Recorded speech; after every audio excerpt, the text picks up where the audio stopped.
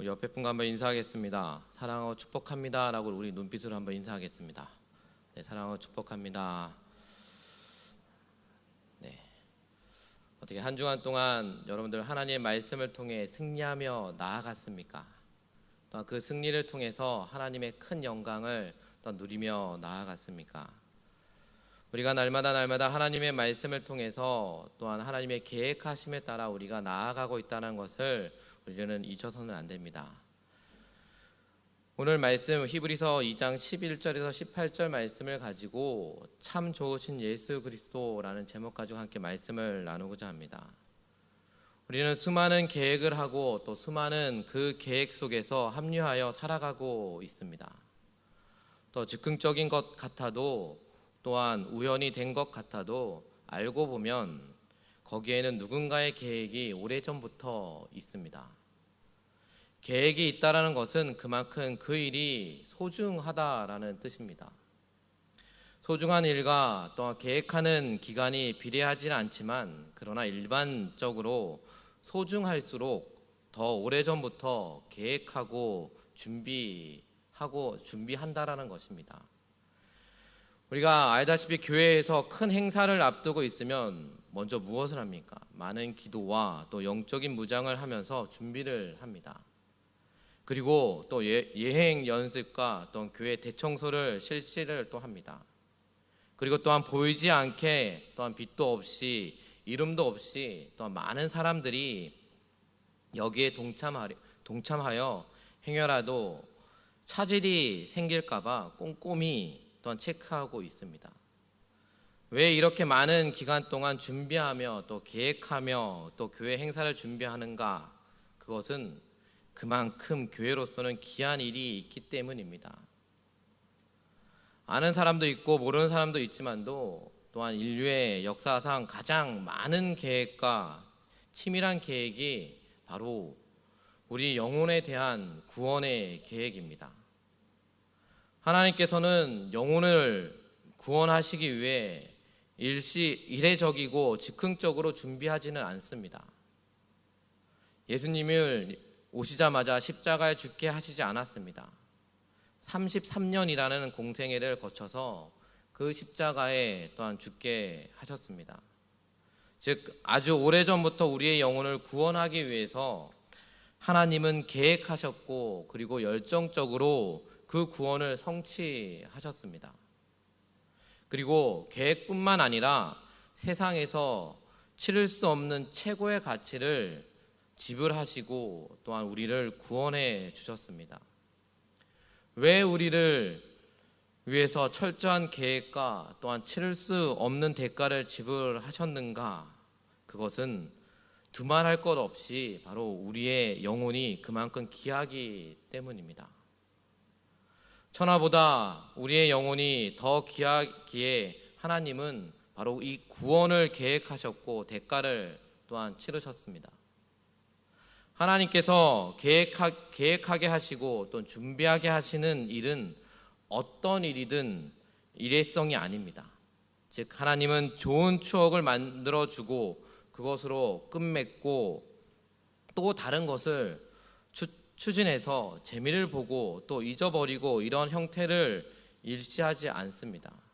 즉 하나님께서 이스라엘 백성들을 택하고 또 홍해를 가르침으로 성취한 구원은 일회용이거나 당일의 행사가 아니었습니다. 즉 출애굽시키는 것은 바로 가나안 땅으로 인도하시려는 목표를 가지고 있었습니다. 그리고 가나안 땅을 정복하고 또한 그 땅에 정착하여 세계 열방을 바로 하나님의 나라로 세우는 제사장 나라의 비전을 하나님께서는 가지고 계셨습니다. 하지만 이스라엘 백성들의 그 고질병은 자꾸만 하나님의 일을 일회성으로 여기려고 하고 또 하나님께서 이룩하신 일들을 잃어버리는 것이 그들의 특기였습니다.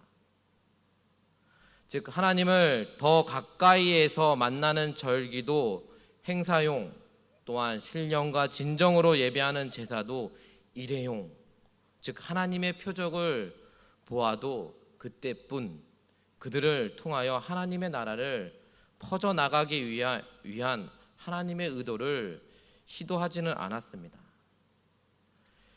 히브리서를 받는 히브리서 수신자들도 바로 유대인들의 습성을 그대로 담고 있는 듯합니다.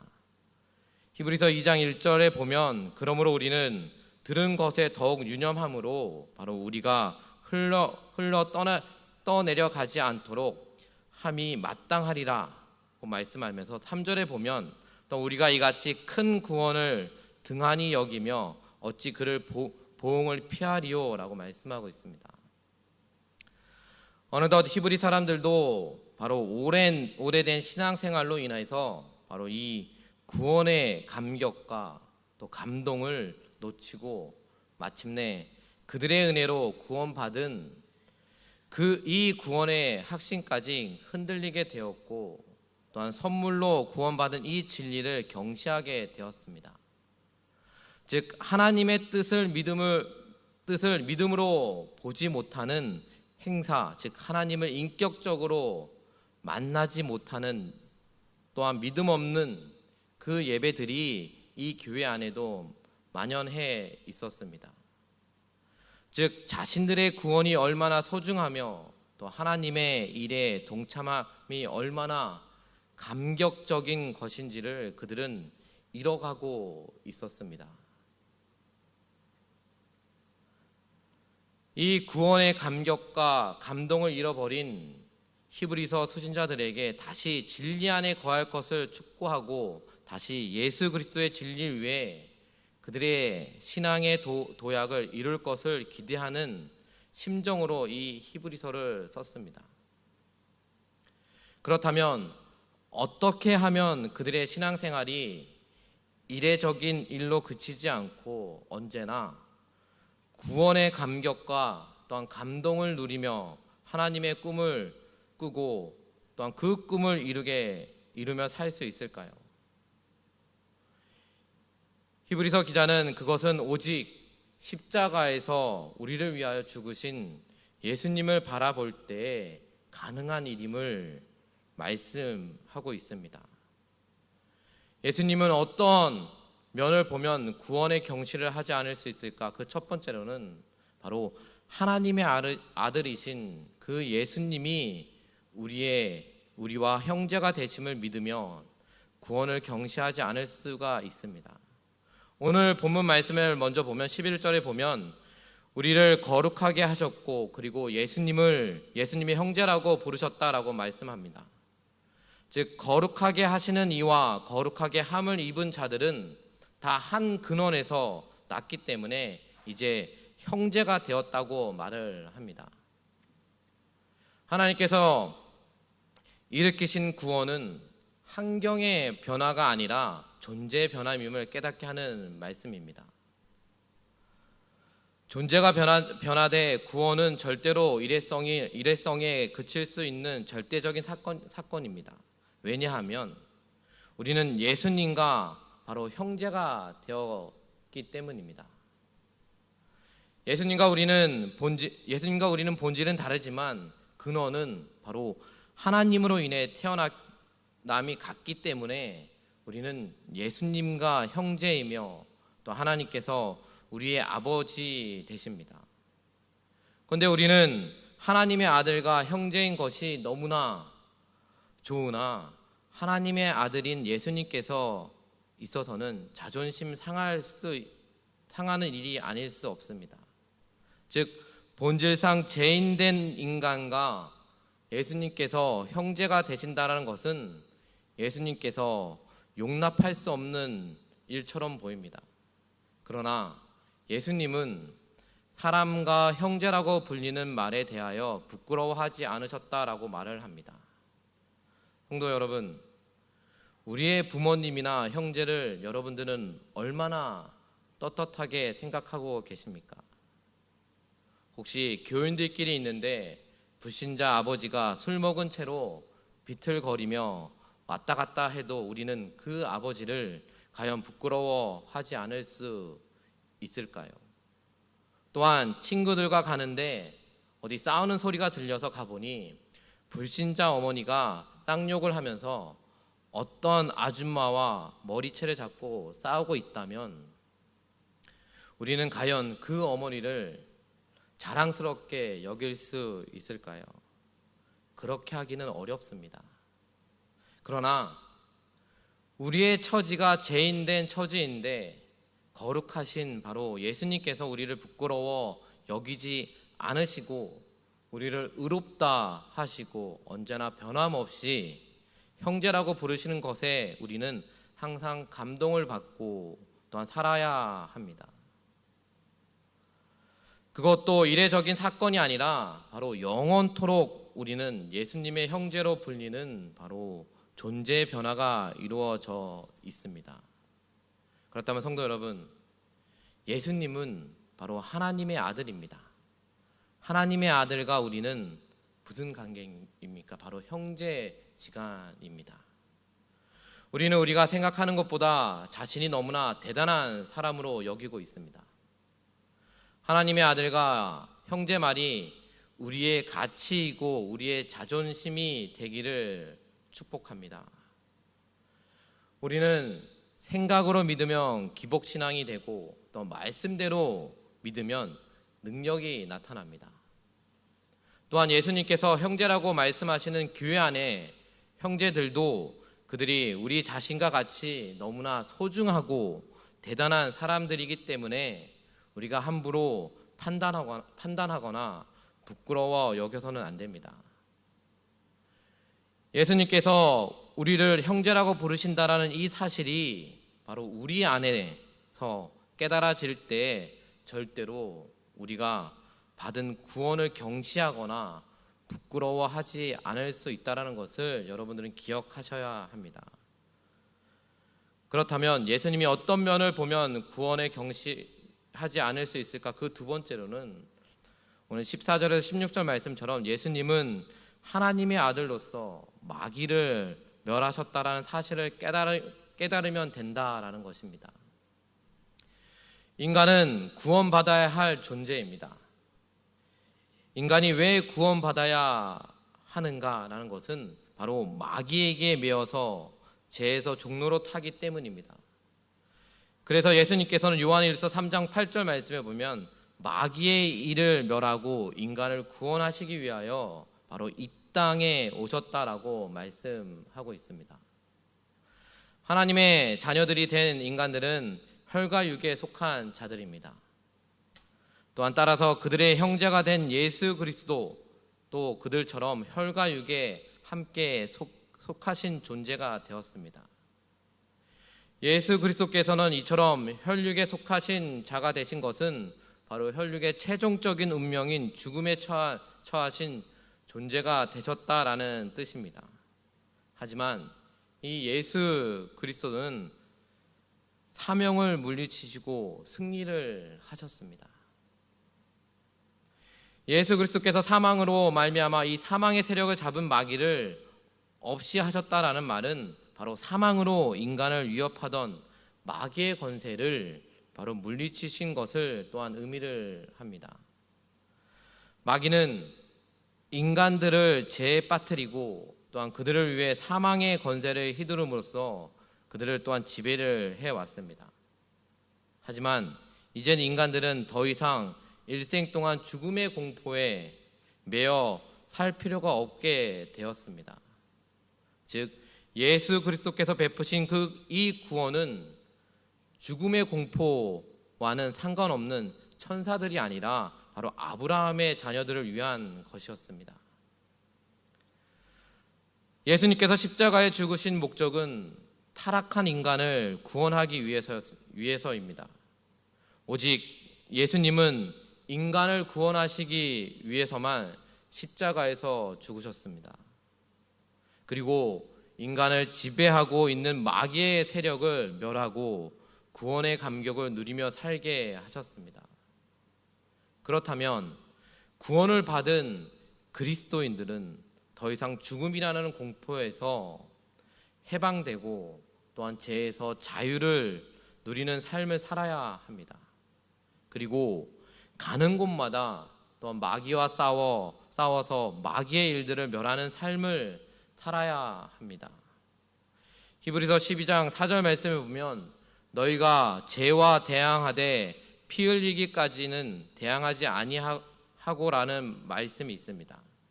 즉 죄와 싸우고 마귀와 싸우는 일을 대충 하고 있다라는 말입니다.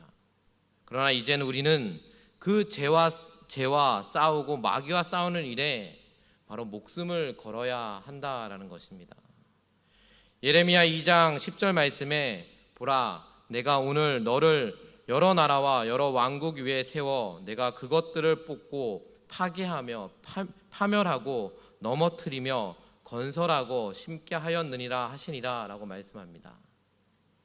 즉 어둠의 세력을 무력화시킬 때에 교회는 하나님의 가업을 감당할 수 있습니다. 하나님의 말씀은 사단에게는 파멸을 가져오고 동시에 하나님의 나라를 세우는 건설의 효과가 일어납니다. 즉 예수님을 전하는 일에 마귀의 일을 멸하는 가장 강력한 무기이자 바로 하나님의 나라를 세우는 강력한 능력이라는 것입니다. 사랑하는 성도 여러분, 지금 삶의 자리에 세워주시는 것은 마귀의 일을 멸하고 사망이 있는 곳에 생명을 불어넣기 위한 통로임을 놓치지 마시길 바랍니다. 예수님께서 이 임무를 온전히 수행했던 것처럼 우리 성도님들도 그 임무에 동참하여 바로 복음으로 마귀의 일을 멸하는 삶을 살 때에 바로 구원의 감격과 감동이 되살아날 것입니다. 또 마지막으로 예수님은 어떤 면을 보면 구원에 경시하지 않을 수 있을까? 그 마지막으로는 바로 예수님께서 우리의 대제사장이 되심을 깨달을 때 우리의 구원을 경시하지 않을 수 있다라는 것입니다. 예수 그리스도께서 천사보다 나은 인간의 몸으로 오신 것은 한마디로 말하면 바로 인간을 구원하시는 대제사장이 되시기 위함이었습니다. 예수님은 바로 사람의 연약함을 이해하기 위해 또한 사람 가운데서 나와야 했습니다. 바로 이 이유로 인해 예수 그리스도는 바로 범사의 형제들과 같이 되셔야 했던 것입니다. 예수 그리스도의 대제사장적 사역은 바로 두 가지 측면에 갖고 있습니다. 하나는 우리를 위해 속죄 제물을 드리시는 것이고 또 다른 하나는 계속해서 우리의 연약함을 도우시는 것이었습니다. 전자가 단회적인 구속 사역을 가리킨다면 후자는 지금도 하나님의 우편에서 우리를 위해 중보하시는, 즉 지속적인 중보 사역을 가리킵니다. 예수 그리스도는 또한 우리의 연약함을 아시고 우리를 도우고 있습니다. 그 이유는 자기가 시험을 받아 고난을 당했기 때문에 시험 받는 자들을 능히 도우실 수 있기 때문입니다. 사랑하는 성도 여러분, 예수님께서 우리와 같은 모습으로 오셔서 또한 우리의 죄를 속하여 주시고 지금도 우리가 예수님을 통하여 하나님을 부르는 대제사장의 직무를 감당하는 것이 의미하는 말씀은 바로 예수님은 우리를 끝까지 책임져 주시는 유일한 분이라는 것입니다. 예수님은 옛날부터 우리의 죄를 용서하시고 그리고 끝난 분이 아니라 예수님은 지금 바로 우리와 함께 하시고 우리를 끝까지 책임져 주시는 유일한 분이라는 것입니다. 사랑하는 성도 여러분, 예수님께서는 우리를 끝까지 책임지시는 것처럼 우리도 예수님을 끝까지 믿고 또한 신뢰하는 믿음의 길을 걸어야 합니다. 또한 예수님께서 지금도 우리의 죄를 덮어주시고 또 우리를 책임져 주시는 것처럼 우리도 남의 허물과 죄를 덮어주는 대제사장의 사명을 감당을 해야 합니다. 잠언 17장 9절 말씀에 허물을 덮어주는 자는 사랑을 구하는 자요, 그것을 거듭 말하는 자는 친한 벗을 이간하는 자니라 라고 말씀하고 있습니다. 즉 예수님은 구원받은 우리를 형제라 부르시고 또한 우리를 통하여 계속해서 마귀의 일을 멸하시고 제사장의 일을 부여하여 계속해서 감당하고 계십니다. 즉 히브리서를 받은 교인들은 이러한 영적인 사명이 있는지 또 모른 채 예수님이 살아가신지 또한 부활은 정말 일어났는지 재림은 또한 과학적인지 대해서만 관심이 있습니다. 그러나 이러한 자들을 향하여 그리스도의 초보에 머물고 있는 사람들이라고 또한 지적을 합니다. 우리는 그런 초보자의 신앙을 가진 사람들이 아니었으면 좋겠습니다. 언제까지 초보자의 신앙을 가지고 나아갈 것입니까? 또 언제까지 그 초보자의 신앙을 통해서 하나님이 나와 함께하고 있어 라고 고백할 겁니까? 우리는 우리의 신앙이 더 성장해져서 더 성숙해져서 바로 예수님의 그 사랑을 전하며 나아가야 한다는 것입니다. 예수님의 사역을 하는 일에 더 완전한 곳으로 나아가라고 말씀하고 있습니다. 부디 우리에게 주어진 영적인 현상들과 행사를 일회용이 아닌 그것을 통하여 바로 구원의 감격을 누리고 또 예수님의 사역을 감당하기 위한 도구로 쓰임받는 여러분들이 되시기를 바랍니다. 그러기 위해서는 우리가 예수님을 더욱더 알아가며 또 예수님이 나를 위해서 십자가에 못 박혀 죽으셨다는 것을 우리는 믿어야 합니다. 그 믿음이 우리 안에 사라졌다라면 우리는 더 이상 하나님의 자녀가 아닌 것입니다.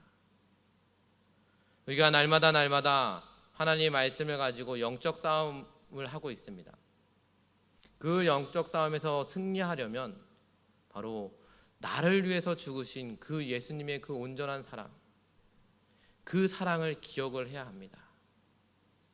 그 사랑을 통해서 우리가 다시 한번 하나님의 자녀로, 하나님의 형제로 나아가야 한다라는 것입니다.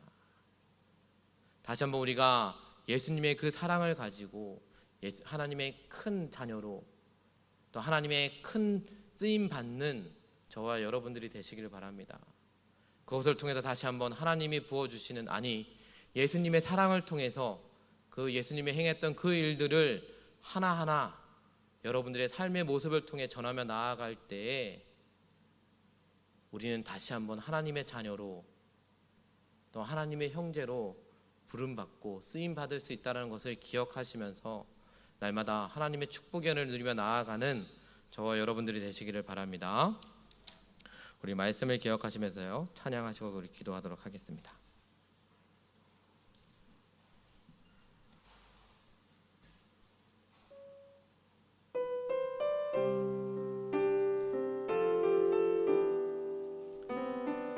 우리 믿음으로 고백하며 나아가겠습니다. 예수로 나의 구주 삼고, 예수로 나의 구주 삼고, 성령과 피로써 거듭나니 이 세상에서 내 영혼이 하늘의 영광 누리도다. 이것이 나의 간증이요, 이것이 나의 찬송일세. 나 사는 동안 끊임없이 구주를 찬송하리로다. 주 안에 기쁨 누림으로 마음의 풍랑이 잔잔하니 세상과 나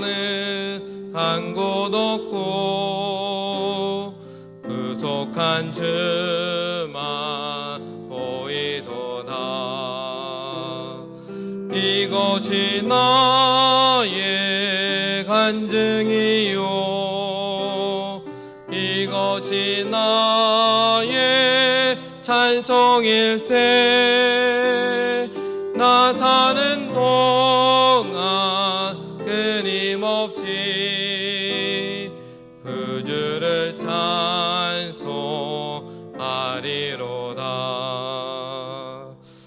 그렇습니다.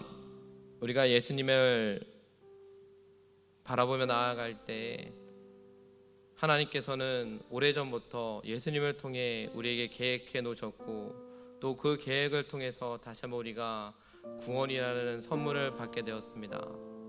그 구원 받은 우리가 그 무엇보다도 예수님을 바라보며 또 예수님의 그 참된 사랑을 가지고 나아가야 한다는 것을 우리가 또한 깨닫게 되었습니다. 그 깨달음을 가지고 우리가 삶의 현장에서 우리가 승리하며 나아갈 수 있도록 해주시고, 또 그 예수님의 참된 사랑을 우리가 잊지 않고 날마다 예수님의 그 놀라우신 사랑을 경험하며 나아갈 수 있게 해달라고 우리 주여 세 번 부르시고 함께 기도하겠습니다. 주여.